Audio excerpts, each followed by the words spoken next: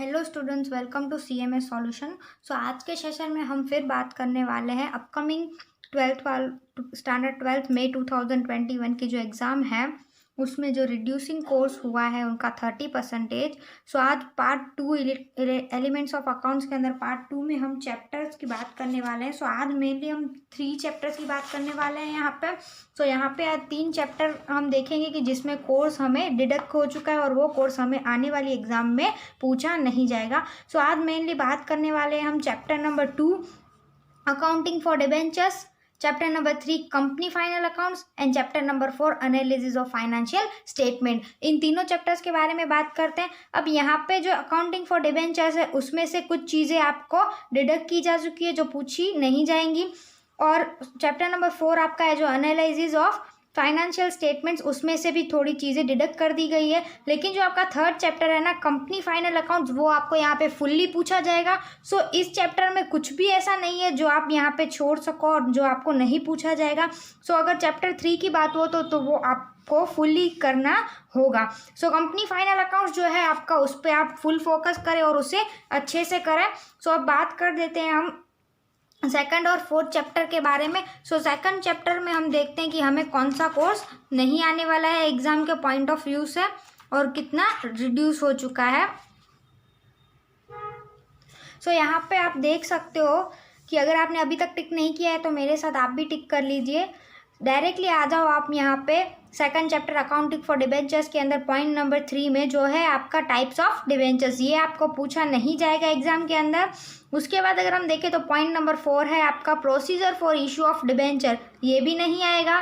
Directly आ जाओ 6 number के अंदर, तो वो है हमारा issue of debentures for consideration other than cash, ये भी हमें एग्जाम में पूछा नहीं जाएगा।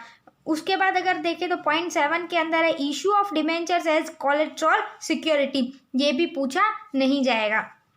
8th में इंटरेस्ट ऑन डिबेंचर, ये भी हमें नहीं करना है।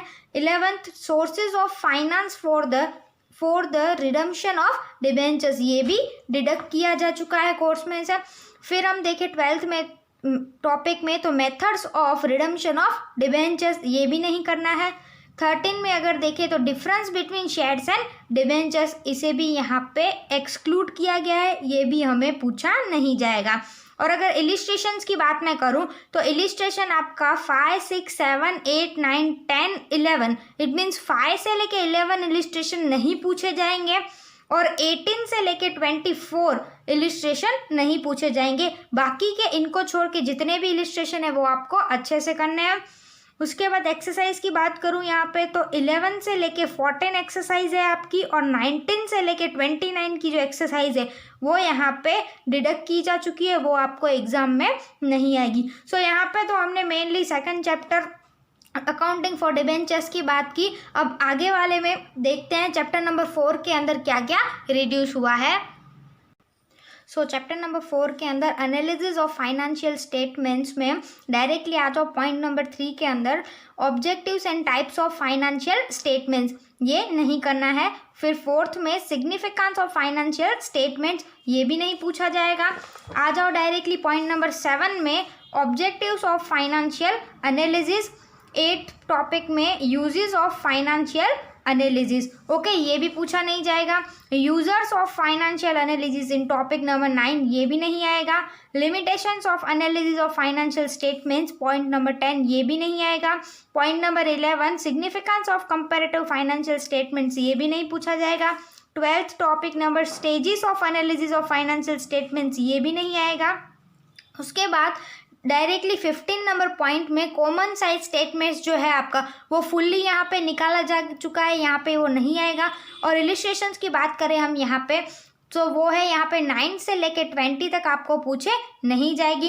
यहाँ पे इन्होंने 14 नंबर का जो है टॉपिक कंपैरेटिव स्टेटमेंट्स वो यहाँ पे उन्होंने फुल्ली लिया है, लेकिन उसके भी कुछ इलिस्ट्रेशंस हैं जो 9 से लेके 20 तक कवर होते हैं, वो यहाँ पे आपको पूछे नहीं जाएंगे।